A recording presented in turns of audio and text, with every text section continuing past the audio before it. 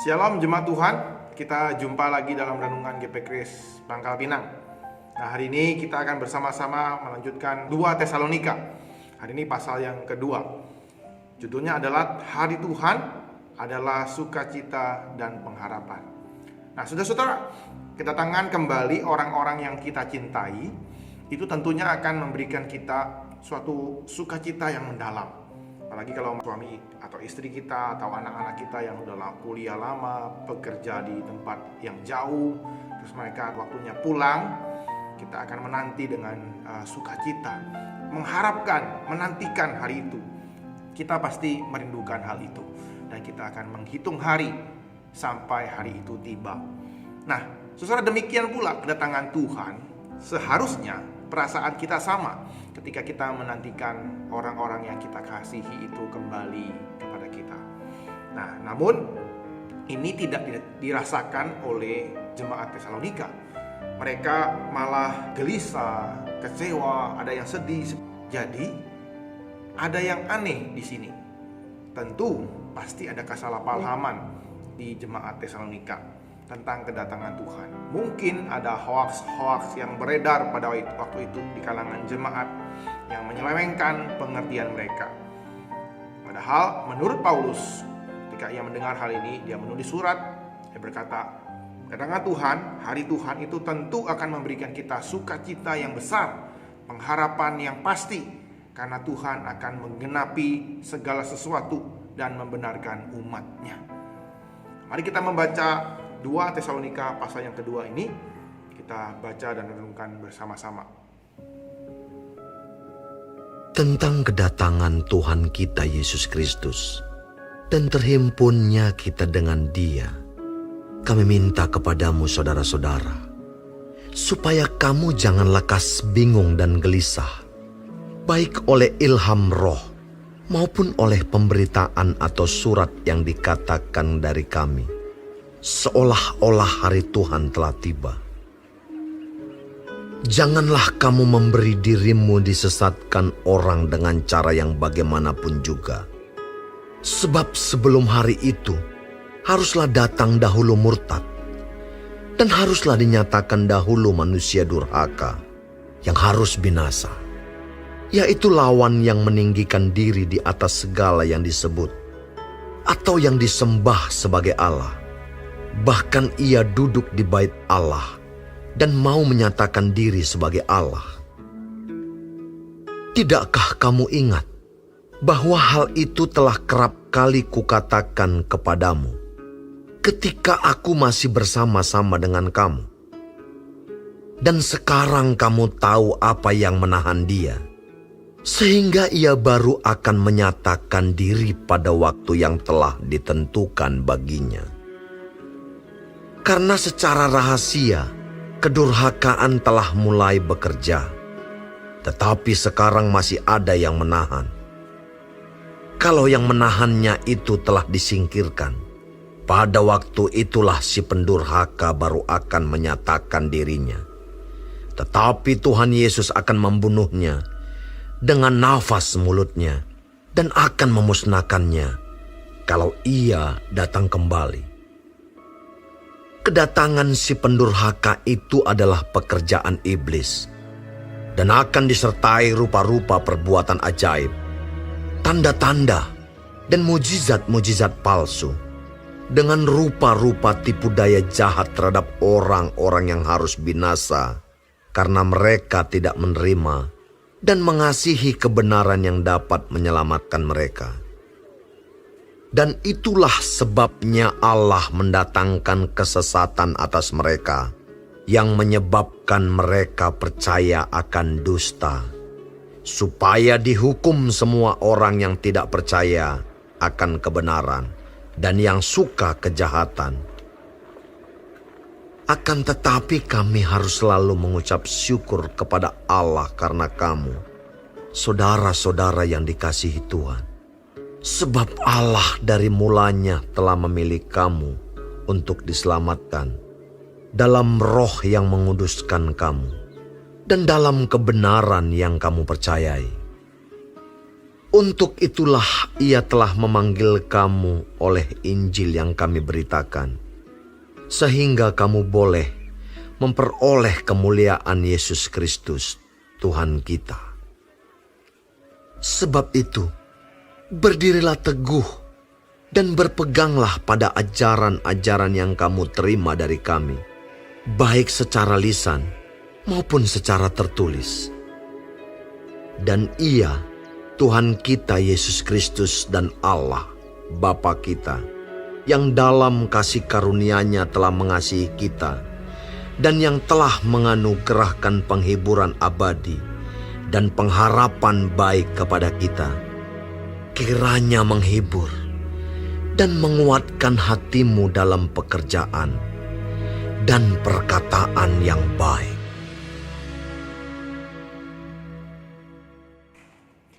Ya, saudara, seperti yang saya sebutkan di awal, jemaat Tesalonika yang mengalami kebingungan lagi tentang kedatangan Tuhan. Nah, di dalam jemaat itu ada beberapa orang yang menyebarkan pemahaman yang salah tentang surat Paulus yang pertama, tentang hari Tuhan. Jadi ada juga yang mendapatkan ilham roh dan mereka mengatakan hal yang serupa bahwa Yesus sudah datang.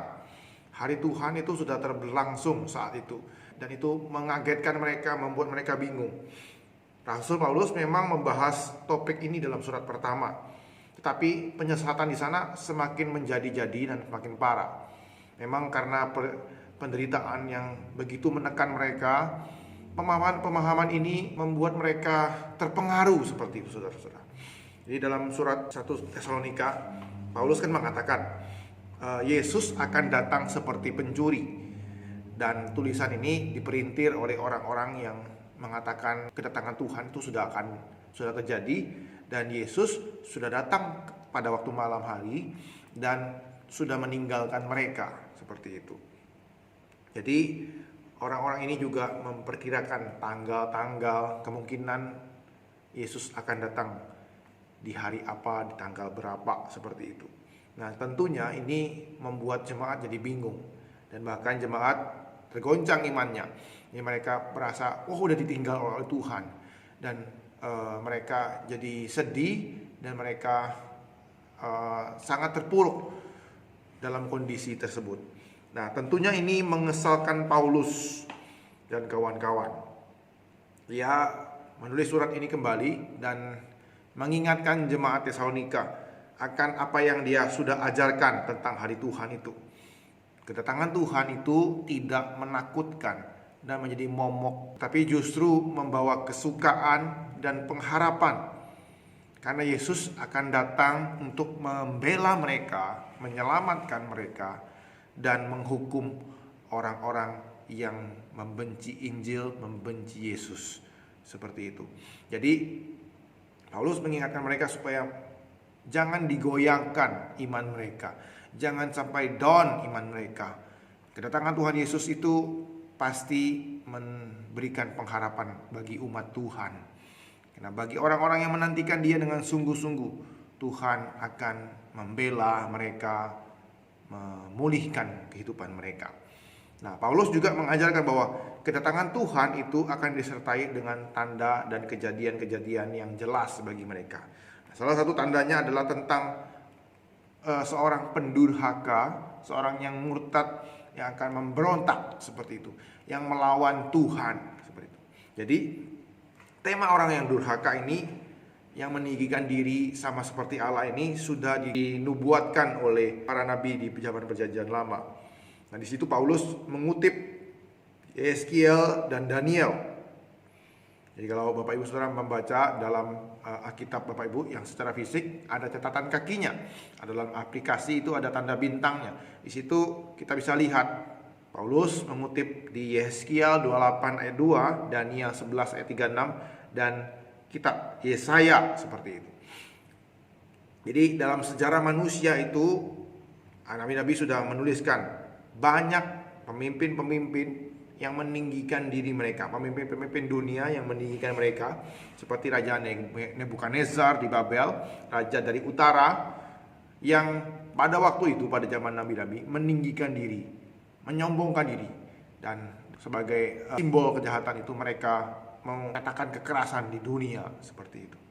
Dan dalam konteks Paulus di zaman itu, ia juga melihat pola ini di dalam raja-raja Romawi. Raja-raja Romawi itu adalah tipe-tipe pemimpin yang memberontak, digerakkan oleh kejahatan dan mendatangkan kekerasan di dunia.